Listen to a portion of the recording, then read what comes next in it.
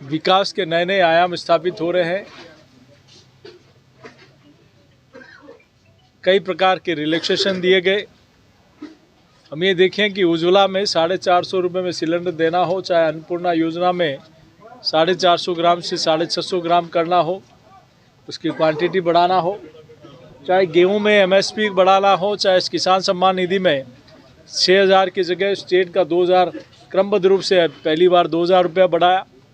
फिर 1 लाख रुपए बच्ची के जन्म के ऊपर, चाहे हमारे पहली क्लास से लेकर PG तक बच्चों को मुफ्त में शिक्षा, ऐसी अनेक योजनाएं।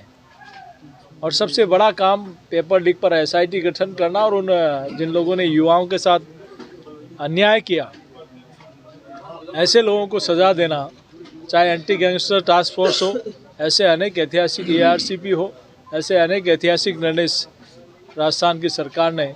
और अभी कल का बजट भी 70,000 नौकरियों से लेकर अनेक ऐसे ऐतिहासिक निर्णय किए गए जो निश्चित रूप से राजस्थान के समुचित विकास को लेकर, सर्वांगीण विकास को लेकर एक मील का पत्थर साबित होगा। ये जिस प्रकार से 10 सालों में केंद्र की सरकार ने इस देश को उन्नति और प्रगति के पथ पर ले जाकर रखा कि भारत की अर्थव्यवस्था दुनिया में 5वें नंबर पर पहुंच गई। जिस देश ने हमें कभी गुलाम बनाया था, उस देश को पछाड़कर हम 5वें स्थान पर पहुंच गए। और मोदी जी का जब तीसरा टर्म होगा, तब भारत दुनिया की तीसरी ताकत बन के खड़ी होगी। इस दिशा में भारत आगे बढ़ रहा है, तो उसमें राजस्थान का भी कंट्रीब्यूशन कैसे हो, ऐसे में राजस्थान के यशस्वी मुख्यमंत्री भजन लाल जी और उनकी पूरी टीम इस दिशा में काम कर रही है कि राजस्थान विकसित देश के अग्रिम राज्यों की गिनती में जाकर खड़ा हो। इस दिशा में चाहे शिक्षा हो, स्वास्थ्य हो, सड़क हो, पानी हो, रोजगार हो, हर दिशा में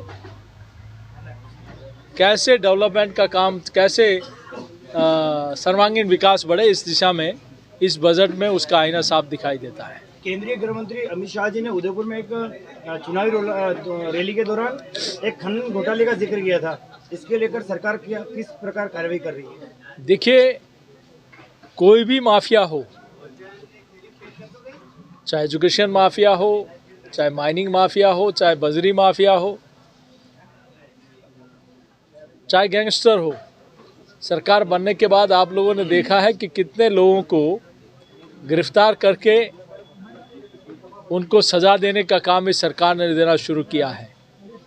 तो भय मुक्त, भ्रष्टाचार मुक्त और अपराध मुक्त राजस्थान बने और विकसित, समृद्ध, सशक्त राजस्थान, स्वस्थ राजस्थान बने, इस दिशा में भारतीय जनता पार्टी की सरकार काम कर रही है। क्षेत्र के कद्दावर नेता माननीय नंदलाल जी द्वारा लगातार प्रधानमंत्री और प्रदेश अध्यक्ष को अवैध पट्टों के लिए जो बार-बार लेटर लिखे जा रहे हैं, उसको लेकर सरकार क्या प्रयास कर रही है? देखिए, माननीय नंदलाल जी मीणा हमारे वरिष्ठ नेता हैं और वो उनका मार्गदर्शन और उनका निर्देश निश्चित रूप से हम सब लोग उस विषय में बातचीत करेंगे। एक और सवाल है सर, उत्तराखंड में UCC लागू हो गया है, क्या राजस्थान में भी लागू होगा?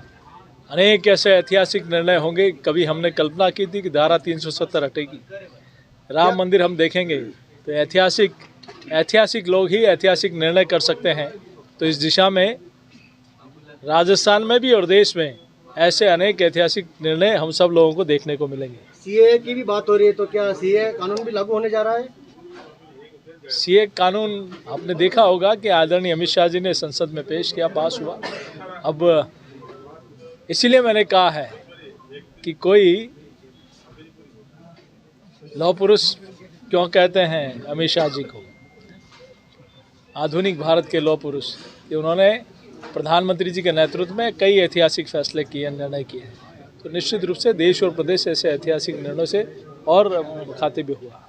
मुस्लिम धर्मगुरु CAA और UCC को लेकर विरोध कर रहे हैं, इस विषय में नहीं, किसी को मैं सोचता हूं कि इसमें विरोध की कोई आवश्यकता नहीं है।